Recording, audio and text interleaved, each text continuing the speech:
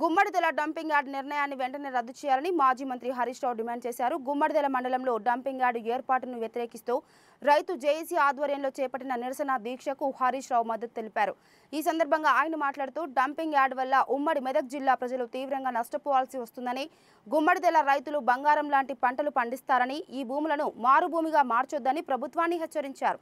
ప్రభుత్వం ప్రజల అభిప్రాయాలను పట్టించుకోకుండా దుర్మార్గంగా వ్యవహరిస్తుందని హరీష్ రావు మండిపడ్డారు.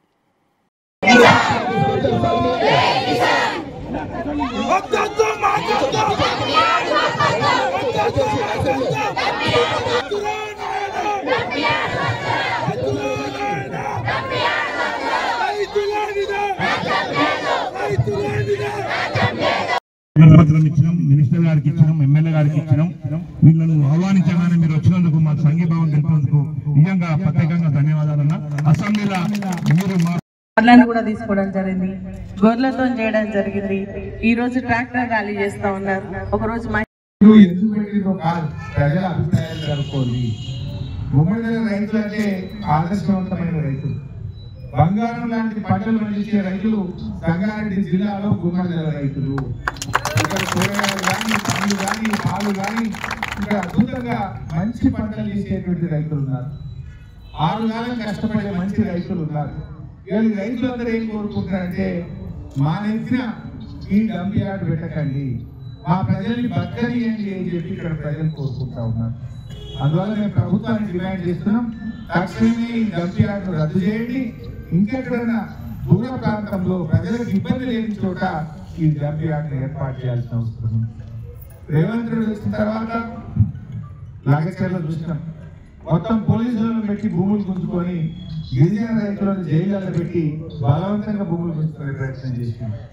ఇప్పుడే మాణిక్రావు గారు చెప్పినట్టు పచ్చటి పొలాలు ఉన్నటువంటి న్యాల్కల్లో అక్కడ కూడా ఫార్మాసిటీకి పెట్టమని చెప్పి భూములు గుంజుకునే ప్రయత్నం చేస్తున్నారు. ఇవాళ మా గుమ్మడిదెల మీద పడ్డారు. అయ్యా రేవంత్ రెడ్డి గారు, మా గుమ్మడిదెలను మరో లగచర్ల చేయకండి, మా రైతులు ఎట్టి పరిస్థితుల్లో ఒప్పుకునే పరిస్థితిలో లేరు. ఇప్పటికే 10 రోజుల నుంచి వివిధ రూపాల్లో ధర్నాలు చేస్తున్నారు. అక్కడ పారానగర్లో చేస్తుండ్రు, ఇక్కడ గుమ్మడిదెలలో కూడా ధర్నాలు చేస్తున్నారు. ఎందుకోసం చేస్తున్నారు? ఎందుకంటే మా పిల్లల భవిష్యత్తు దెబ్బతింటాయి, మా ఆరోగ్యాలు దెబ్బతింటాయి, మా పంటలు దెబ్బతింటాయి, మా భూములు దెబ్బతింటాయి, మా చెరువులు దెబ్బతింటాయి, మా భూములు దెబ్బతింటాయి, మేము ఆగమైపోతామని చెప్పి వెళ్ళబోతుంటా ఉన్నారు. నువ్వు ఆలోచించి వెంటనే ఈ నిర్ణయాన్ని వెనక్కి తీసుకోవాలి. ఏది పోలీసులు లేని ఇందిరమ్మ రాజ్యం అంటావు. ఎందుకంటే ఇందిరమ్మ ఎమర్జెన్సీ పెట్టిందట, ఇప్పుడు కూడా ఒక ఎమర్జెన్సీని కల్పించే విధంగా ఉన్నది గుమ్మడిదెల. మంది పెట్టింది ఏ పద్ధతి అంటే నువ్వు పోలీసులు పెట్టి భయపడిస్తా అనుకుంటున్నావా? ఏమైనా ఎమర్జెన్సీ రాజ్యమా? ఏమైనా మిలిటరీ రాజ్యమా? ఇది ప్రజాస్వామ్య ప్రభుత్వం. నేను ఓట్లేసి గెలిపిస్తే మా నెత్తి మీద డంప్ యార్డ్ పెడతావా? ఓట్లేసిన పాపానికి ప్రజల్ని మోసం చేస్తావా? ఏ ఒక్కటి నువ్వు అమలు చేసినావు ఇప్పటిదాకా?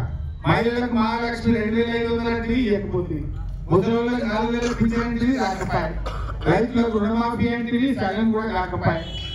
ఏది నువ్వు చేసిన పని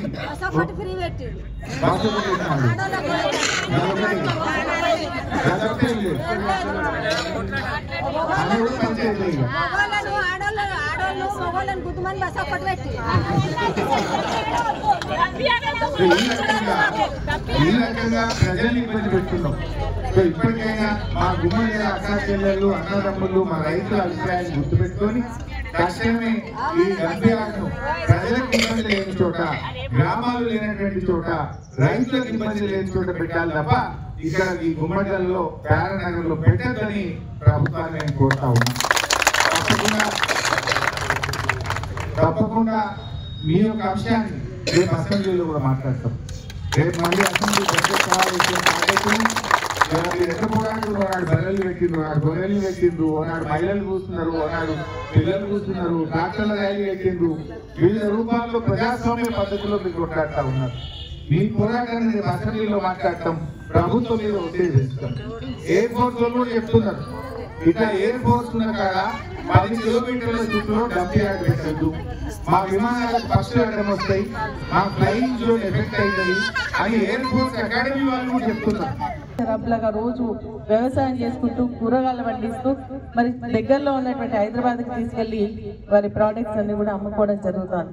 దీనివల్ల ఈ డంప్ యార్డ్ నిర్మాణం చేపట్టినట్టయితే మనకంతా కూడా కలుషితమైనటువంటి నీరు రావడంతో ఆ పంట భూములన్నీ కూడా ఖరాబ్ అయిపోయి మరి మన ఏదైతే కూరగాయలు ఉన్నాయో అవన్నీ కూడా కుళ్ళిపోయేటువంటి ప్రమాదం ఉంది. రైతుకు పెద్ద నష్టం జరుగుతుంది. అదేవిధంగా మరి మన ఆరోగ్యాలు కూడా ఖరాబ్ అయ్యేటువంటి పరిస్థితి ఉంటుంది. కాబట్టి ఈ డంప్ యార్డ్ ఇక్కడ నిర్మాణం చేపట్టదని గత 10 రోజులుగా మీరంతా చేసినటువంటి కృషి ఏదైతే ఉందో కొంతవరకు ఫలించిందని మనం చెప్పుకోవచ్చు.